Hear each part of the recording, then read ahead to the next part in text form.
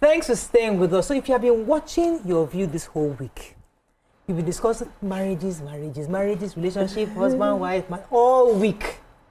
And we're trying to conclude that conversation this week, but you cannot conclude marriage conversation without bringing somebody who can really break it down to pieces for us.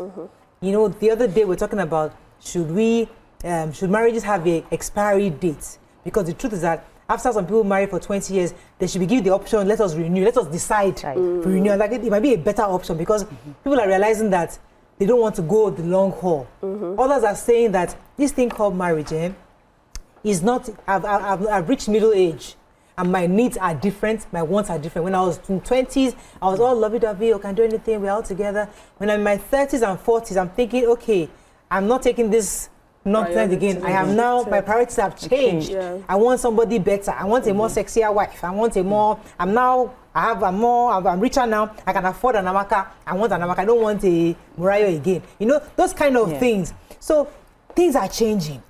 Finally, finances. You know, people are saying that this week we also discussed the fact that money is also a matter in marriage where people are not able to share the truth of how much they are earning. So these factors have been affecting marriages. So we're bringing none other than our friend, our co-host, physically and spiritually, our clergyman, a friend of the house, and life coach and pastor, Dr. Olumide Emmanuel, in the building.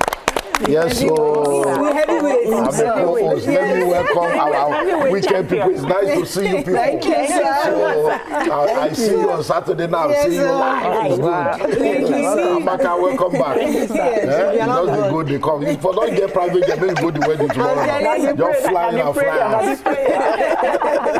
So, Dr. Olumide, I mean, this issue before we go into the other levels, let's start with the most recent one we talked about yesterday or 2 days ago. Do you think for marriages to work today, we should have an expiry date? That document that we carry in church, that we sign, should there be a 20-year or 10-year renewal such that people are continually coming back to say, okay, should we continue this thing or should we go our separate ways? Do you think it's a good idea?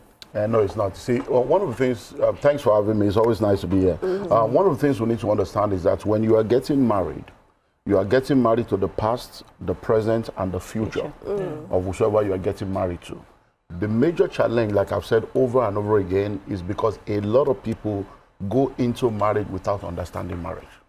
So many people get married before they discover themselves. And so when they start discovering themselves in marriage, because they lack understanding of self and understanding of marriage, then those conflicts come.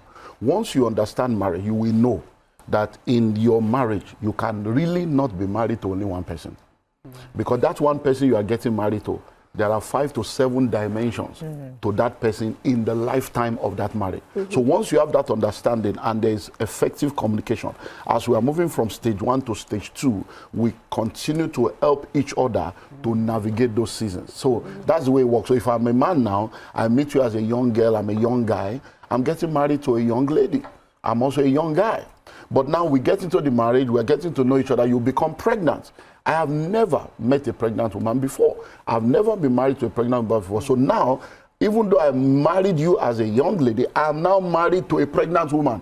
I don't understand that. You have never been pregnant before. You don't understand that. So we are both confused. So we need someone to now help us understand that when you get married, though, there'll be pregnancy season, there'll be parenting season. So those are the realities that many people don't know. And when it happens, it becomes a struggle. Because you are pregnant. How do you handle a pregnant woman that is not even understanding herself? She's trying to understand your hormonal change. Then you are there. You are not understanding her. And it's like, what's this? Then she now becomes a mother. And once a woman becomes a mother, as a man, your position becomes secondary, whether you accept it or not. The woman born with the children, and then the children become a greater priority than you, whether you accept it or not, whether they acknowledge it or not. So, but if you don't understand that, that's where the battle starts. So, like I said, I think I said the last time, a lot of people that start going into psychicism, it begins when their wife is pregnant and when the children come in and they feel that I'm no more a priority in this marriage, and then the enemy messes them up. Okay, because what I can hear you saying is a communication breakdown, in the sense that maybe both parties are not communicating their needs in at different phases to each other. So let's talk about communication breakdown in marriage, and also when you have maybe one of the spouse that keeps saying, oh, I don't like to talk, I don't talk, I'm not the talking type. How do they now communicate their needs, or how do they now help encourage communication within the marriage system for someone that says, oh, I don't talk, I don't like talking? Now, you see, everybody talks. There is nobody that does not talk. But now, people talk to people they love, to people they are free with, to people they are friends with, to people they can be vulnerable with.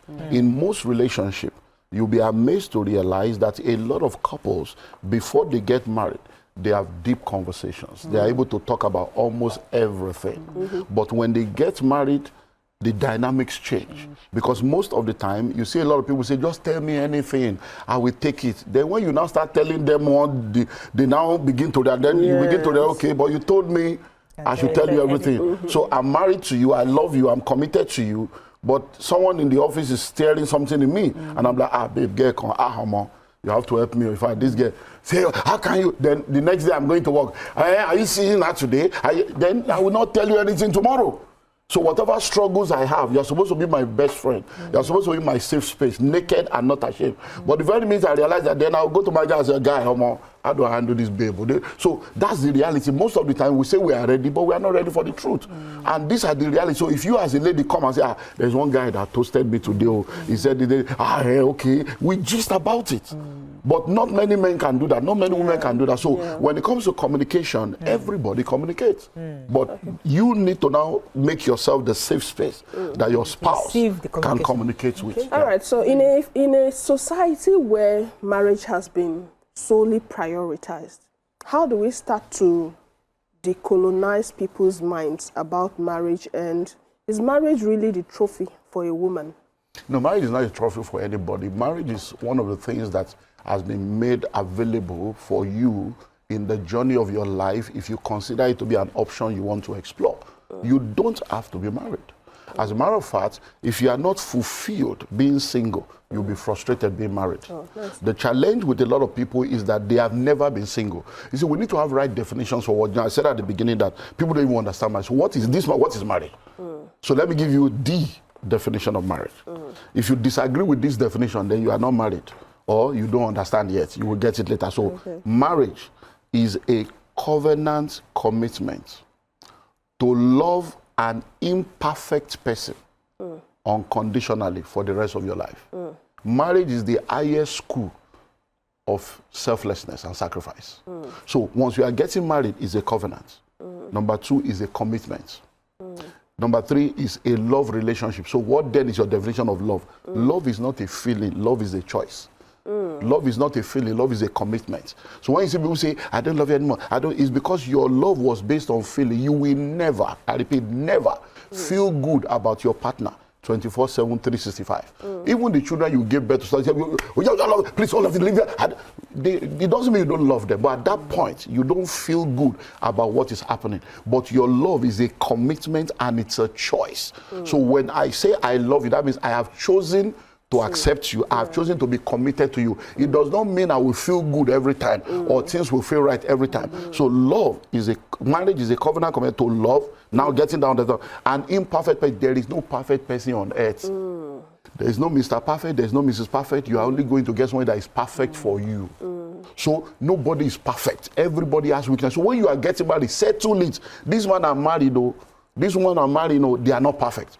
So you have to love that imperfection. That's why when God brings people together, most of the time, what is your weakness is my strength. What is your strength is my weakness. When we understand that, we complement each other. Right. But when you keep highlighting my weaknesses, then my strength will look low. But when you highlight my strength, my weakness will look low. That's the way it works. So covenant commitment to love an imperfect person unconditionally for the rest of your life. Marriage is for a lifetime. So decolonizing the minds of society on the issue of marriage. So it's not, when you say you want to get married, you have to be sure you are ready for it. That's why if you are not ready, don't get married. Because once you get married, it's not for boys and girls. Therefore shall a man leave his father, mother, and cleave to his wife. It's not boy, girl. It's man, woman. You have to be matured to be able to get into marriage. So anybody that is saying to you, you must marry or you must not marry, nobody can tell you you must or you mustn't. It's your choice and your decision. But once you make that decision, you are a slave of your choices. Whatever comes with it, you have to take it. So now, based on what you've said, sir, that marriage is a commitment and all that, we're supposed to prioritize our spouses' rights.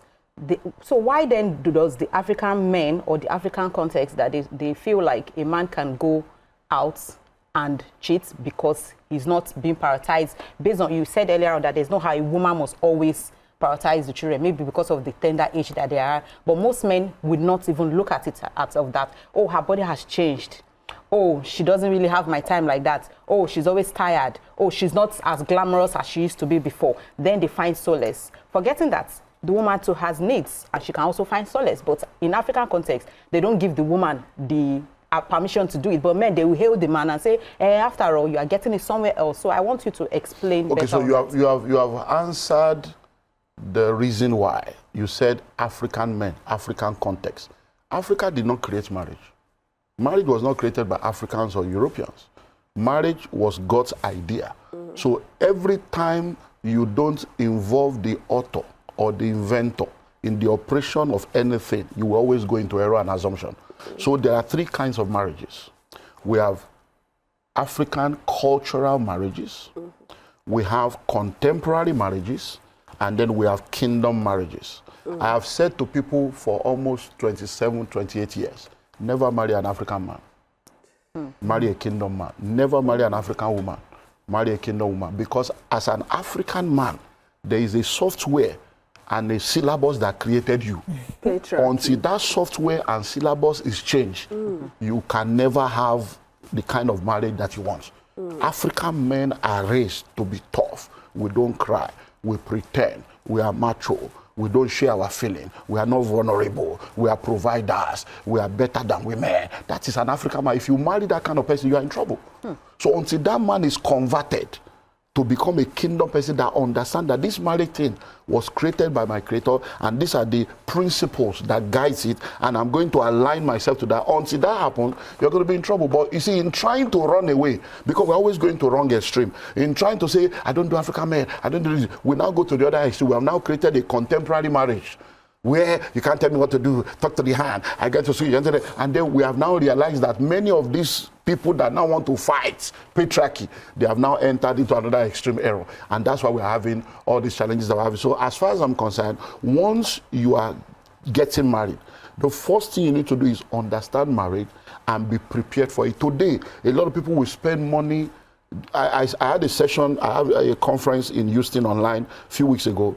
Someone spent 10 million naira on pre-wedding and what do they call it? No, not even for the toasty proposal. Oh, they now to propose now they do party to propose. Marry me. Yeah, they bring hall, they do a whole hall, they brought bands, they brought saxophone, everything. Spend 10 million. The same person now wants to go for premarital counseling. Come and pay $1,500. Say it's too much.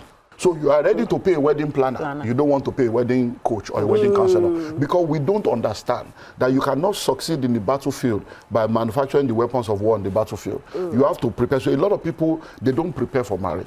And when they get in there, they face the So Dr. Olumide, as I said before, because this whole week we're discussing marriage and we need you to help us clarify some things we're hearing and discussing. Another thing I need your clarity on, somebody, a man like you, stood up and said that a man can love his wife and still cheat. It doesn't have anything to do with the cheating. He knows, even the woman he's cheating with knows that he's married. It has nothing, because sometimes the woman in the house does not look like that figure in his side, the fantasy he has. Because now she's a mother and he sees her, he respects her, he loves her so much. She's the mother of his children. She's a respectful person in church. You know, she's deaconess XYZ. You know, so he sees her as somebody who's nurturing, in charge of the whole house, and he loves her for that role. But he cannot see her as the exotic person that he wants to get with. So he goes out to go and find a Jane who is available. So, and doesn't mean that he doesn't love his wife. So women should accept the fact that I can cheat on you, but doesn't mean I don't love you. Please help us on it, because we are finding it difficult to choose. Okay, so we're going to need to look at it from different perspectives. The first thing you need to understand is that most men are deceived to think that they are the only ones that have feelings and emotion for people. Thank They have you. this belief that women don't feel that way, but it's a lie. It's just because women have been trained by that same culturalization to be more disciplined. And so a lot of women, by virtue of their upbringing, they have a higher discipline with their sexuality than men. Because even in the upbringing level, they will tell you, a woman, no. But for the guy, hey, my guy, even the parents will be hailing the guy from young age. So because of that, a lot of men have grown up to be indisciplined. Now, the fact that you are married does not mean that your feeling will only be for your wife. You will see people that will trigger something in you. But where discipline comes in is, thank God I have mine. That's nice, beautiful. You thought. That's why I call it the mystery of the neck. The reason why you have a neck is so that your head can move. So if there is evil here, you say, wow, that's good. Then you move your head to the left. If there is evil everywhere, you lift up your eyes to the heaven and receive grace. So number one, let men get that. So any man that is telling you, I can do that, a woman can also do the same. You just need to understand that, but most men can't take it. You want to do it, but you cannot take it. Now, the second aspect is to realize that, in all honesty, a lot of men, for them, sex is just a release point. Because for a man, every 72 hours, the sack is full. So there is a need for a release every 72 hours. 72 Just hours. pause. I have to break it down. I don't understand the 72 hours. Let's go on a very short break. When we come back, we'll break down the 72 hours. Stay with us, Brendan. Stay tuned. Your View will be right back. Thanks for staying with us. We still have our guest, Dr. Olumide Emmanuel, who was helping us understand why men need to release every 72 hours. Please, break it down. So, like I was saying, there are different But I ways always to tell do them on it. this table, sir, that the GO doesn't release every 72 hours. I am very sure. Okay, so the sack is we always go full. into a lot of, so let's not, we may get to that point, but you see, so every 72 hours, the sack is full and there's the need for a release. Okay. So that's why when people are married, it's very, very important for them to have a strong, healthy, sexy, sexual life. So that means that at least once or twice in a week, there should be Release. a release. So now, but where the problem now comes in is there's what we call sexual libido. Some people have low sexual libido, some people have high sexual libido. They will now talk about sexual libido compatibility and management. So that's another thing. But you see, the other aspect is that a lot of women, they don't realize that when you get married, as a man or as a woman, your marriage is where you are supposed to express all your sexual fantasy. No shame. So when I marry you, you are supposed to be Mommy Gio, and you're also supposed to be Badi Gio. Okay. So, but when you now come into the marriage, when the Bible says marriage is honorable, bed undefiled, it means that whatever two people that are married decide to do, mutually agree that in this marriage, this is what we want to do, that is their life. There is no defilement there. But when people get married, because a lot of pastors and a lot of religious leaders has given them their own personal preference and personal experience as a doctrine, people now go into marriage and they want to fast and pray. Say, Lord, this thing we're about to do, this thing we're about to commit. As if when they're having sex, the omnipresent God is not there. God that created sex. Sometimes I tell my wife, I say, this God is mighty. So you mean God sat down, he created this thing. It means that God wants our life to be sweet. Because that is the kind of, we don't see God in that life. We are doing as if we are more holy than God. So a lot of women don't allow their husband to express their fantasies. I'm talking of normal fantasy. I'm not talking of madness. Or no. So when you now want to do it, say, no, let's do it this way. Most people, it's just missionary style. Where did you see it? In the Bible or any that this is the way it must be done. So by the time you are now asking for variety, at the end of the day, they say, no, then your fantasy will now lead you to want to go and explore. Sometimes men always assume that women don't want, because they don't see that women like that. They don't, because she's now the mommy of children. No. So they don't see her in that light. Then let's now go to that aspect of mommy. Now, you see, a lot of women also need to understand this. When you are not married, you dress well, you look good, you look fantastic. But by the time you now marry, you now think, I don't settle. I'm not going to. There's house management, there's children management, there's even women are even doing car management these days. Women are doing community. They're like, there's nobody can say, how many people can be going to do facials every day? No, nobody saying do facials. But that's not an excuse not to be intentional about spicing up your marriage. Because we are talking about the problem that it has led to. You just come, so I'm leaving home in the morning. if you are not living with me. I'm living in the morning, you are with rapper. So the Rapper is sexy, sir. Please, leave that matter. No. Sexy to who? So you are. Where is the negligee? Where is the nightgown? Where is the lacy stuff? So I'm living what as pastor? That's the problem. I am a human being. Which one is pastor here? I am a pastor and so on. So now I leave home in the morning. Yeah. The picture I see is not exciting. Then I go to the work. I see people pushing it up, coste, party everywhere, billboard everywhere. I go through all that emotional torture. I return in the night again. You are a Maxi. You are a Maxi with spoon in your hand. Let me go. One second. Okay. Tunde from Magodo, thanks for calling. You're live. Morayo and the ladies. I have 2 questions for Dr. Olumide. Please. He said something that you are a slave to your commitment. How can you be a slave to a killer? Then the second one, to love a perfect person. How can you love a killer? Because marriage of nowadays, you see spouses, wife killing husband, and killing wife. Is that at least some few years ago, you can hear about a gospel singer that was killed by her husband. Is that why should somebody stay in a violent environment? You know, I've been married for over 2 decades, and I know what women are. At least Yoruba normally says that, you know, at times you see that women will be the husband in the house. They like to take control, and the man may not like that. So I want him to elaborate on this. You are a slave to your commitment. I can't be a slave to a killer. Okay. Again, in my own days, I came from a polygamous house. Apart from my other wives my father has, he has 5 chicks, and they do come to the house. And the other wives, they can't say anything. Nowadays, a man and a woman, and the man has a side chick, the man is dead already. Because the woman will not take it easy with the man. It's either he poison him, or he kill him, spiritually or emotionally. No? Thank you very much. So you have offloaded about 3 different. So let me see if I can quickly deal with one of them. When I say you are a slave to your choices and your decisions, it simply means once you make a decision, whatever comes with the decision, you need to know that you have to be ready. If you are walking around, taking buses, taking BRT, and one day you say, look, I want to buy a car. The very minute you buy a car, everything that comes with car, fueling car, going to mechanic. If you are in traffic, you have to see that you can't abandon your car. If you are in bus, you can come back. That is what I mean. So if you decide to get married, the very way you get married, inside marriage, there's responsibility, there's forgiveness, there are challenges, there will be children, there will be fees to pay, bills to pay. You have to be ready to pay. You can't get married and say, I'm not going to do that. Inside marriage, there is sex, there is food. You cannot say, I don't do sex, I don't want to have sex. No, you have married. You will have to know what comes with it. Then the second thing you said is, how do you marry a killer? You did not marry a killer. You married someone you love. If the person was a killer, you would not have married them. But when you got married to them, something happened. And you now discover things that are contrary to your expectation. At that point, you deal with that issue.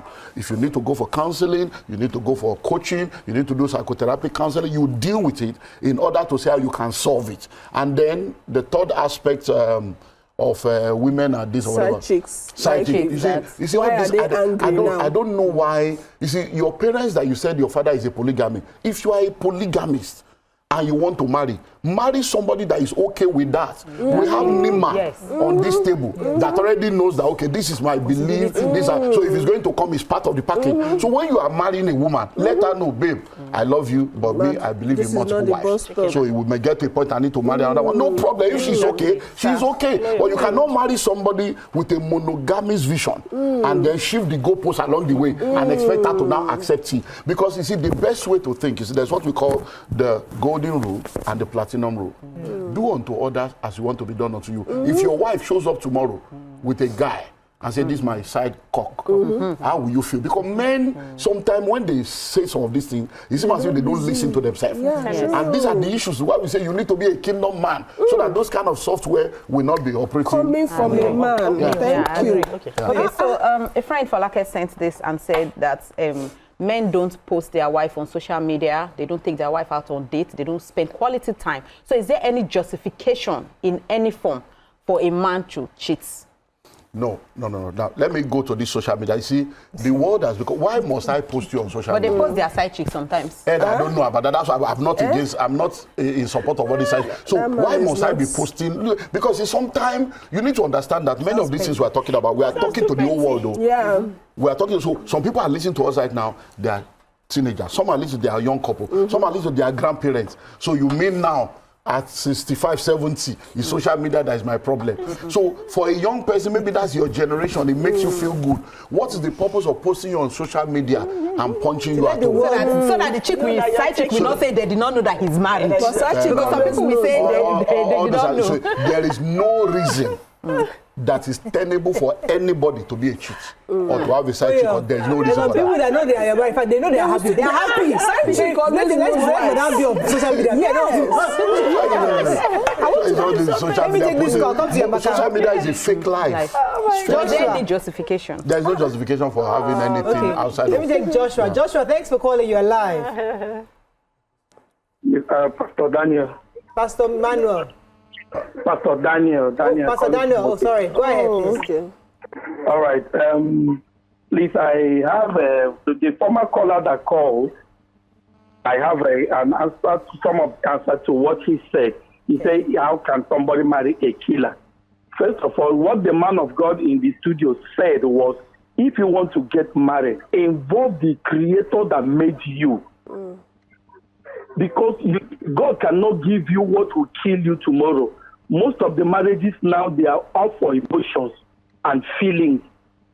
And you see some girls, they will come home with a man.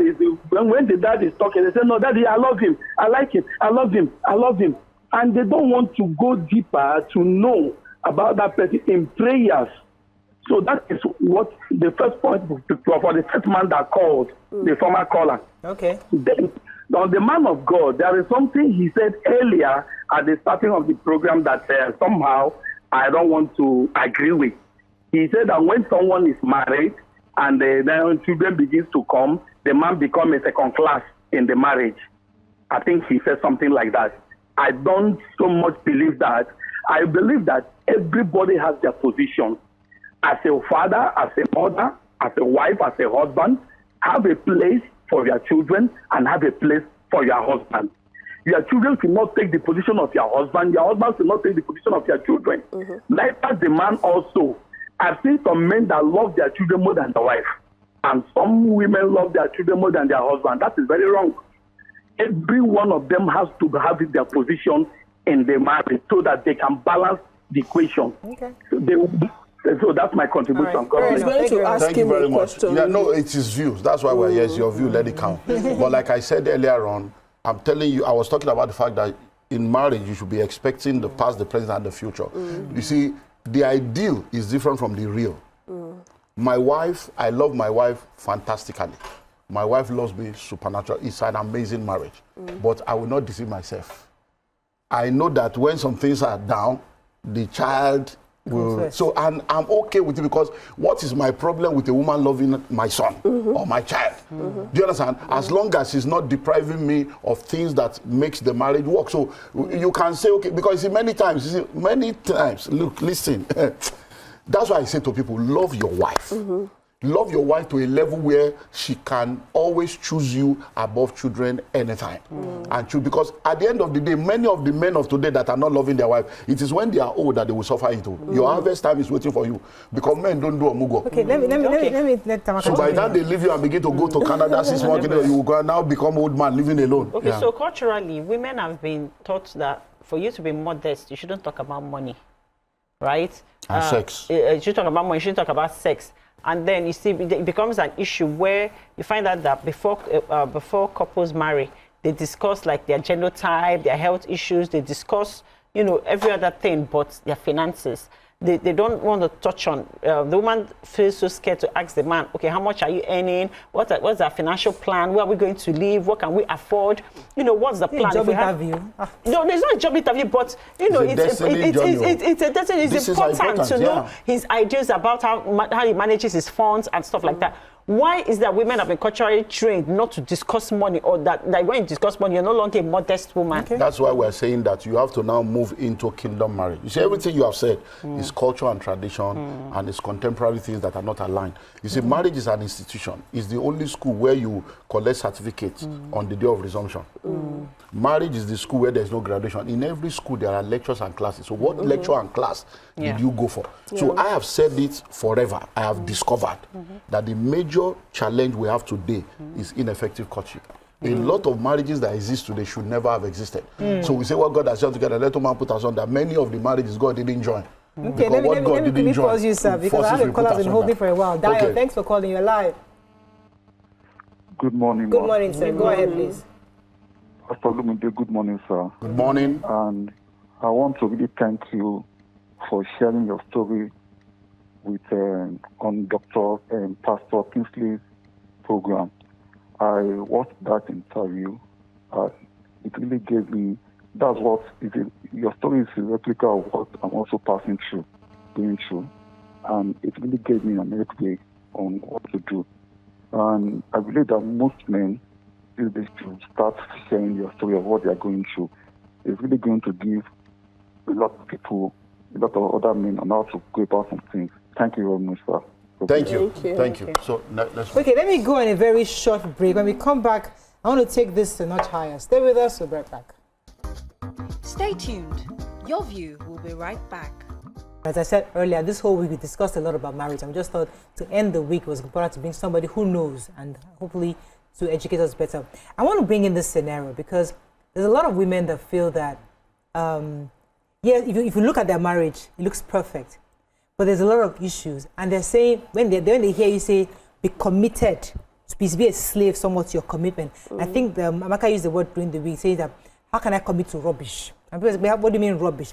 And I don't want to go as far as our caller that says, how can I be committed to a killer? That's not, killer is a bit extreme. A man comes to you, I am a Christian, I am here, I'm not cheating on you. I took you from the rubble, from poverty. I was the one that brought you from poverty. I brought you to the city. I married you. I cleaned you up. I don't want anything to do with your family. Initially, you thought he was your savior. So he brings you to the city and gives you this new life. And you're fine with it because you needed that escape anyway. So you have 2, 3, 5 children back to back. And then he's a provider. He has a house. He has a car. But he's not emotionally detached from you. He's not romantic. He doesn't show you love. He provides. And he doesn't care for your family because he took you from there. Now you're in your mid-30s or your 40s and you want your cousins to come around. You want your children to know their cousins, and you're having issues because this man is saying, I am here. I need you. Are you now telling her to be committed to that because she's trying to insist, I want my family. I want to be independent. I want to have my own job. I want to have my own dreams. And it's like, no, we have built this together. You are okay with this. Where are you now changing? You are 40 and not telling me you want to have a job. At what age? So I need that person listening to you right now. We go back to the things I've already said. Number one, that woman came into that marriage without discovery of self. Which most of us do, sir. Yeah, that's most what. Nigerians. So once you know that there's something wrong, then deal with it. That man had a plan. He was intentional about what he wanted, and he played his card, and he said, come, this is no family, I want to take care of you. And he has stood to his own path. You were the one that came in, not discovering yourself. But I said, when you are getting married to the past, the present, and the future of that person. If that man now understands what I have said, he will know that what he is asking for is unrealistic. He will know that this woman will never remain like this forever. Because she's going to become a mother, she's going to become a graduate, she's going to become exposed, because she cannot remain like that. And as she grows, I'm also going to grow, because that man has not remained the same also. But most of the time, it's because we are not communicating and talking about the real issue. So as that woman is, it's not a battle. Once you came in, you accepted something, and you have now come in, and you are realizing that, this thing I've accepted may not work, then you begin to talk about it in a way that will help the other person see the benefit. The other person is changing the goalposts. You know that don't want your family, and now you're bringing up the issue. You see, communication is very strategic once you understand it. So now I give you a scenario in that scenario. So I have a child. Now I have the second one. Now I have the third one. And I'm realizing that, family members were not knowing. So my husband, hey, this children go, we need to start getting, let them know their cousin, let them begin to know their extended family. When they don't go marry themselves one day. So, God forbid, you are passing out. So you have to sit down to look at, anytime you are trying to sell something to someone, what is the benefit to them? Not the benefit to you. So people are not strategic in communication. And they just want to come, you cannot tell me this, you cannot tell me that. And then, no, you begin to help, this is our family. We cannot live over these children. Then one day, they'll go to school, then you begin to sell it in the possible. And then, when you are in that marriage, that family they brought you away from, how were you talking about that family? Exactly. Because many times you are the one that have sold your family short to your spouse. So when you come and you are telling, thank God, what you deliver me, I would have still been there now, eating gari with them, using then that my sister, do you know she's this, that? It is the same people you said are devils. You now want to come to me 10 years later to accommodate devils in my house. So sometimes we are not wise in the way we have handled some of the things, and we are just blaming people. That's why we say people come for counseling, go for therapy. Go for therapy. Let people help you. Many people are dealing with traumas that they are not ready to face, and they want to use prayer to cover their mental problem. It is still you, pastor, that said that we shouldn't bring a third party now. Now you're telling us to come for counseling. All of you, all the pastors. Which pastor told you that? Even till tomorrow. Listen to Pastor Olumide Emmanuel. They are still saying it at weddings. Don't put a third party. That is a wrong message. That is not scriptural. So what's the right message? There is no marriage that can survive without a third party. None. Because, you see, every time they tell you that, you go and read my book. I've written this book since 1998. I've written books since 1998, so I'm not one of such pastors. Every marriage requires a third party. When they tell you, they allow a third party into your marriage, listen to what they say. In the same sentence, they allow a third party. Marriage is between a man, a woman, and God. You have just contradicted yourself. Because God is also a third party. So what we should be telling people is, be careful the kind of third party you bring to your marriage. Exactly. Let it be third party that can, because whether you like it or not, the media is influencing you, third party. Your school, your education is influencing you, third party. Your friends are influencing you, third. So there are already third party, consciously or unconsciously. So most of the time, all these messages, you see, the syllabus has changed. And I've said it over and over again, religion is more dangerous than the devil. When you practice Christianity as a religion, you're going to be a pawn in the hands of charlatans behind the pulpit. You're going to be a victim of the religious, myopic, inexperienced, inexposed interpretation of scriptures of the people you listen to. Many of the pastors today, over 80% of them, have never gone to Bible school. They have never read the Bible from Genesis to Revelation, talk less of studying it. And they are behind the pulpit. So many of them speak from their level of understanding and exposure, not from theological understanding and kingdom perspective. So you have to know God for yourself and study. Let me take you Fanyiwa. Good morning, Fanyiwa. Thanks for calling. You're live. Hello, good morning. Good morning, sir. Go ahead. My name is Steven. Okay. I'm watching your view. I mean, I really enjoyed the program. Thank you. Learning a lot. Then I wanted to say something. I like what the guest speaker said. He said something very, very profound about when you want to get married, that you don't involve God, that you should involve God. No? Yes, we can hear you. Go ahead. Okay, that you should involve God, and that's exactly what many people are not doing. We want to get married, we don't involve God in our marriage. But now, I myself, as an example, when I want to get married, I used to do fasting and prayer, dry fast 3 days every month, There's a girl I wanted to marry. So when I feel that fasting and prayer, I do it every month. It's a normal thing that I do in my prayer. So when I go to church, the lady I was talking to, in my church that time, where I was, and when I got to church on Tuesday, God told me, this is not your wife. Very clear voice. And I've not even met my wife that I'm married now. Do you know that I walked to her immediately. I said, God said you're not my wife. I did not sugarcoat it. I just said it the way I heard it. And today, I did not regret it because I met my wife after that. In fact, I've been married for going to 11 years now. My marriage has been fantastic. And God has been Thank you very much for the Mr. Steven.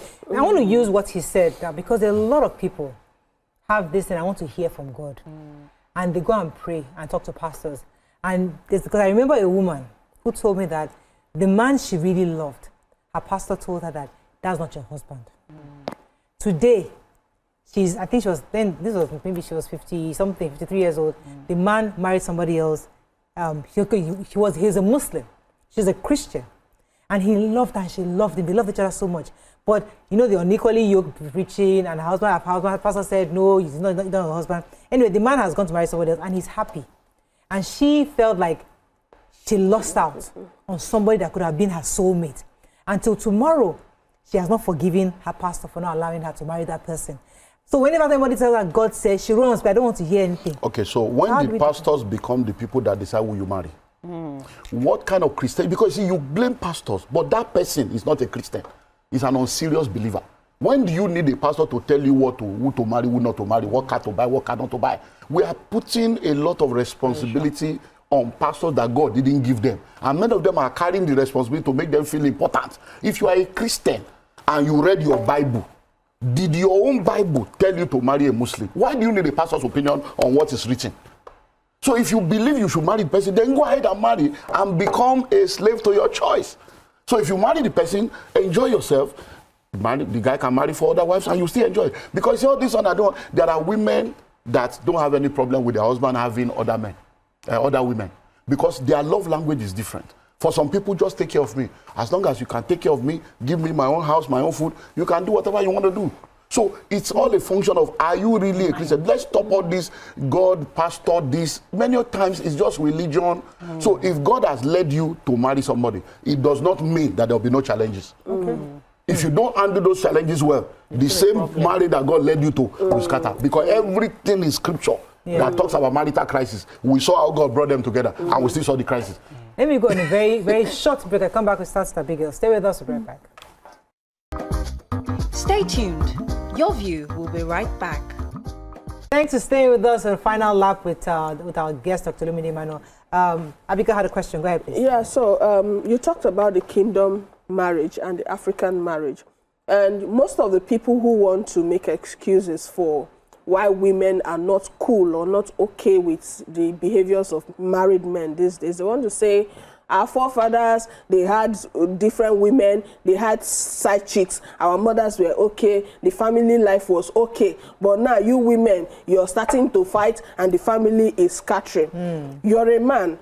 I want you to say from your point of view, were they truly happy or were they subjugated? You have answered the question. They were, you see, all this, our mother stayed with my father for 30 years, 50 years. You see, they were not happy. Most of the women in those days were not economically empowered. So when they came into the marriage, the men were the only provider. So for economic survival and sustenance, they had to sit down there. So many of our parents and mothers, grandmothers, they endured all kinds of abuse. And they now redirected their attention and affection to the children. Is happiness not relative, sir? Because happiness to you might be happy. Happiness to another woman of the 80s is that my children are grown up, they are successful, that makes me happy. That's psychology. In psychology, in the law of survival, every time the ideal is not available, you move on to the available. So the ideal is that your love relationship, your joy should be in that marriage with your husband. When your husband is not there, you attach it to the children.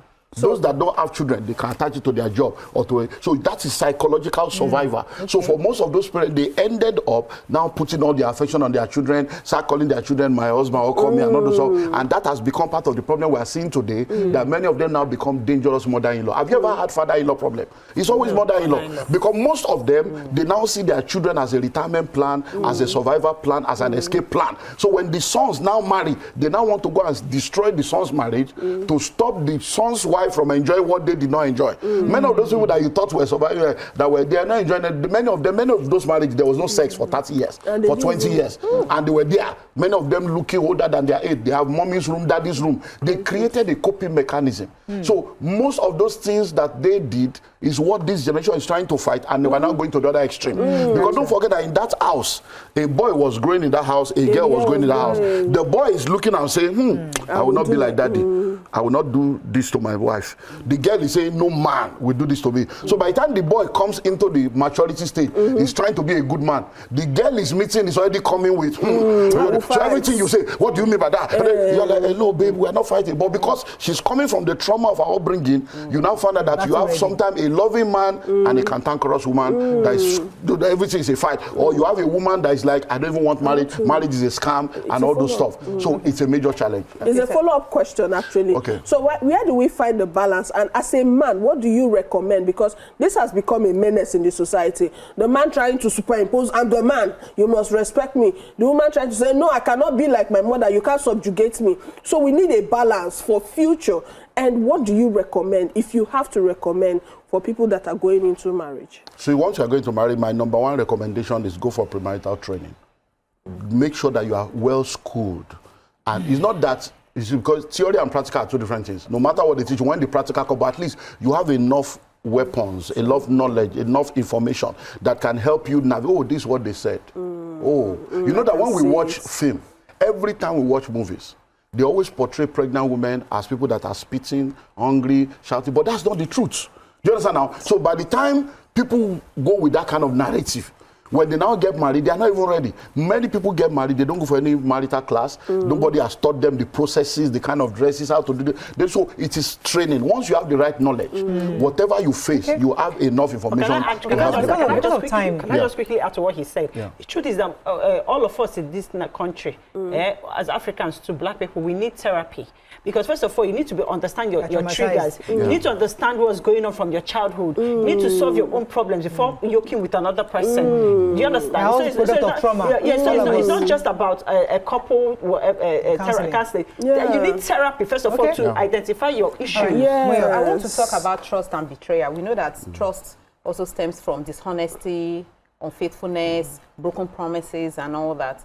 And they've said that once something is broken, it can never fix, it can never be the same again. So truly, can there really be sincere forgiveness? And can the cheating spouse ever really stop if he's remorseful? Can he truly stop? So yeah, a cheating spouse can change. A cheating spouse can be transformed. That's I can give you testimonials of that. Completely is possible, but they need to go through a process to get to that. When it comes to rebuilding trust takes time. And now, please listen to what I'm about to say. Forgiveness does not necessarily mean forgetting. Forgetting takes a longer time. Forgiveness is a choice, it's a decision. And you don't have any choice but to forgive. Because not to forgive somebody is to hate yourself. Yes. It is like you drinking poison and expecting somebody else to die. So forgiveness is not that you must forgive. But now, that process of forgiving, that process of forgetting will take time. So yes, trust can be rebuilt. If someone has disappointed you, male or female, let's deal with it, let's talk about it, let's go through the process, and let's now establish boundaries. You see, there are people that go back to their exes.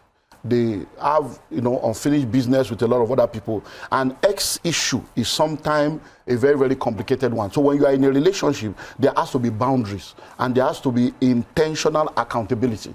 When you do that, it helps your marriage. When you have trust issue, if for instance now I'm leaving in the morning, oh babe, I'm going, then as I enter the car, we have left this place, we are moving to this place now. Oh, we are in this place now. Oh, we are leaving this place now. It gives you, oh, this person, we are always together, we are communicating, I know where my wife is, I know where my husband is. Those kind of things helps to build trust. And then there are some things you have to intentionally sacrifice to rebuild trust. If you know that these are things that will give a wrong impression of me, then you avoid some things. If that marriage is important to you, you make the sacrifice. Dr. Olumide, there's a situation that I know about. There's a man who is a church worker. He's not a pastor, but he's a minister of God. And he's been very committed. Him and his wife, very committed. They've been in church for 20 plus years. So he's a man, people see him as a man of God. Now, his wife had always complained that he wasn't very romantic or even sexual with her. So she accepted that maybe he's not really into this sex matter. 20 years into marriage, she finds out that he's actually gay. Now, the reality is that he's been having this sexual relationship with other men that she had no idea. And then she found evidences that for years, that's how he's been getting satisfied. That's why he doesn't come to her. Now, she's scared because she doesn't want to bring this up to the main church, because this is somebody that it will scatter the kingdom. Yeah, that's their kingdom. It will scatter, because the man is well placed. It will scatter everything. Then it also scatter the family. There are children involved. If this thing gets out, there are friends in school, family, cousins. So she's having to hold it, and she doesn't know what to do. in that kind of, because the reality, a lot of men today, or a lot of women are finding that their husbands are actually bisexual. It's a new problem. It could have been an age-long problem, but now, how do we even navigate this new problem? Okay, so please, you know, I'm a pastor. Yes. I celebrated 35 years in full-time ministry last year. So from 1988, we have been, so I can tell you for free. When I say religion and church has destroyed people's life, it's all this is a spiritual person. That somebody is born again and is a Christian does not mean they are normal people. Do you understand? Ignorance is not a demon. I'm a pastor. I've pastored the same church for 30 years. And I know, I have thousands of members I pastor. I know many of them are not normal. I say it to them. So you can, church is like an hospital where people come to. Some people are responding to treatment. Some people are not responding to treatment. Some people are in intensive care. So that situation right now, the fact that he's a spiritual person does not mean he's an emotional person, does not mean he's mentally okay, does not mean he's psychologically okay. So that relationship, you got married to someone. The person is not having sex. In what world is it normal for a young man not to have sex? That's an abnormal behavior. Even if somebody does not have libido, there are some things that will help you to know that this one is abnormal. So what did you now do in year 1, year 2, year 3, year 4, year 5? When you discover that you now sat down there, you accepted it. You could have discovered what you are discovering 20 years ago. You could have discovered 2 years ago, 2 years in the marriage, 5 years in marriage. But we refuse to go for counseling. We refuse to go for, you see, many times I say to people, you see, hey, I don't want trouble, I don't want trouble. You will end up seeing trouble. Because sometimes you need to put your foot down and say, I am not okay with this thing. Because and this thing falls more to the men's side. People are looking for the fruit of the womb. The woman is going to hospital. Every time I pray, if you are trusting God for the fruit of the womb, it's women that will come and say, are you people all right? Where is your husband? What are you coming here to do? Will you impregnate yourself? Go back from here. Go and leave this altar. Men, follow your wife. Your husband is not here, they will know. It's always women. Go for a test. The man will say, I'm okay. Whereas he may not be the one that is okay. But the women are okay with it. You see, instead of to say, excuse me, Mr. Man, you are my husband, I love you. We are going for this test. If you are not going, then it's a stalemate. Exactly. But we think that is the thing you need to begin to do. It doesn't mean you don't respect or honor him. It means we are in this marriage together. This is our destiny. You cannot put me in a place where you are not there to help for us to make this happen. So somebody's not giving you sex, you are not discussing it. Let me go on for 20 years. Short break. When we come back, we find our final lap. It's food for the soul. Stay tuned. Your View will be right back. Thanks for staying with us. So we're going to continue the conversation. Okay, yeah. So for every partnership, for any partnership to be successful, compromise and negotiations must come into play. But then at what point do you say, you know what, I've compromised enough? Especially when one partner is being pushed or realizes that they're the ones that are constantly compromising. At what point do you say, no, it's enough? One of the things that we need to develop is to develop friendship with our spouse. One of the greatest joy you will ever have is you marry someone that you have a friendship with. Because there are things you gist with your friends about that you may not be able to talk to your spouse about. But when your spouse is also now a friend, it creates a leveling environment. What is a tension discussion in other relationship? In your own relationship, it's not a tension discussion.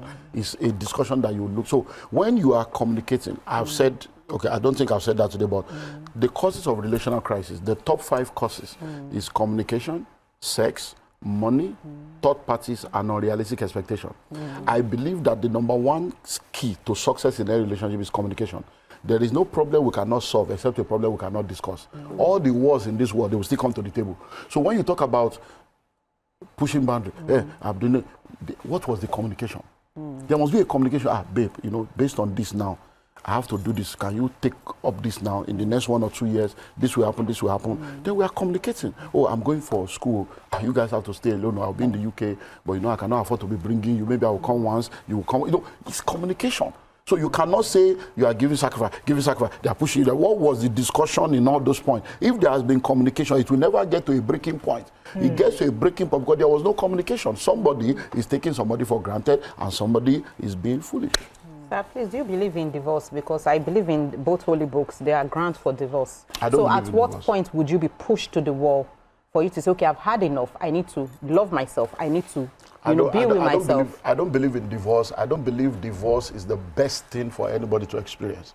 Because many times the way people push marriage is as if, oh, I can have a choice to just get out of there. No, I don't believe in divorce. I believe in the Bible. the Bible gives room for divorce. Because as far as God is concerned, there is no Mr. and Mrs. in heaven. You come to God as an individual, the other person comes to God as an individual, the two of you meet yourself, and marriage is here on earth. When you get to heaven, you see appear before God on your own. So God, in his love, in his magnanimity, has now provided a way to protect his children. So God was the one that brought up the issue of divorce and separation by himself. He's the one that created marriage, and he brought it up to say, come. In the Old Testament, he saw how his daughters were being treated. And he said, no, you cannot treat a human being like this.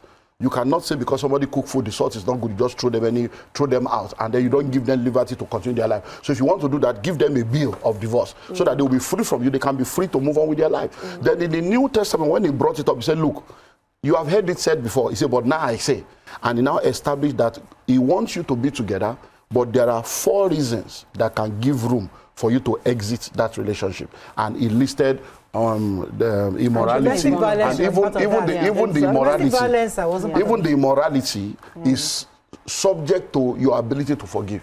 It's not that because somebody committed adultery, you run. No, you can forgive and still move on. And there are a lot of people that have been able to do that. And then we list when an unbelieving party departs. So if someone no more believes in the marriage and decides to leave you, you are free to move on with your life. Do you understand? So those are things. So like I want to go to your domestic violence. You see, please let's listen to there are laws that govern life. When you were born, you had life, the law of life. When you got born again, you became saved, the law of redemption. When you got married, you became married, the law of marriage. All these laws supersede each other. The law of life is superior to the law of redemption. The law of redemption is superior to the law of marriage. So if marriage will ruin your redemption and ruin your life, then you need to look for a way to ensure that you deliver yourself. Because God doesn't want you to be in a place where you will be killed and destroyed and then you end up missing heaven. And then when I say that the law of life is superior to the law of redemption, it simply means that the very minute you become saved, your life becomes a new life. Do you understand now? So your life is no more the life you had before. Your redemption is now your life because you are living a new kind of life that is superior to that other life that you had before you came into Christ. So you understand that. So once you are in a relationship and it's an abusive relationship, it's a relationship that is detrimental to your life, then you need to now separate, not divorce, to go and seek help so that there can be reconciliation. And if there is no reconciliation, you move on with your life. We have comments on social media. We have to wrap up. Any comments? I'm sure we have. We have a lot. We have. I am both. Okay. So many. Your Oyimbo woman don't frost. Okay, they are just saying. I found out my husband is gay. Okay, we don't use the swear words. I will expose him. What is not good is not good. People look at him as a man of God. You are not deceiving God. That's Adejoke Kezim. Another one says that they joke a lot, so yes. I don't want to read the joke. I'm a millennial. Obasa Deborah says, how can someone discern if a man is gay during courtship? I'm a millennial and I don't live by the rules you guys set for yourself. I set myself as priority number 1. That's Antnam. And then, okay, I am both... Okay, we have to wrap up, unfortunately. But, sir, I know this gay issue kept coming up, and that's why I kept trying to read it. It's a conversation. It's a global conversation, not just here. And I don't know how the Christian or even the religious institutions are managing it, because people are coming to the realization that, okay, maybe I'm not heterosexual, maybe that I am naturally gay. And it's hard for Nigerians to understand it because it's even illegal in this part of the world. But these are real issues, and people are having to face it. So I don't know if there's a way the church or the youth coaches are planning to help Nigerians navigate this system. Now, you see, because of time, when she said that, how do I know if a man is gay before I marry that? I was like, there is a way to know this. You see, it's because we don't go tell us not to sleep with them for the marriage. Nobody's talking about sleeping. Look, I have what I call the 101 common sense consideration. Before you get married, there are many people that you give because we have a premarital class that you go through. And that's the solution to many of these things. Once you give the man his own, he will feel it. You give the woman her own, she will feel it. By the time you bring the two of them together, many times the relationship does not continue. Because the things they are not willing to talk about is in a form. It's just yes, no. There are a lot of tests, psychotomic tests that you will feel. By the time you see results, It will seem as if the person is a prophet that came up, that grew up with you. So there are solutions to all those things. All this issue of gay or whatever, I'm a pastor. I've seen all kinds. And there are professionals that understand how to handle all these things. So you cannot come and say, it's all this nature, nurture thing.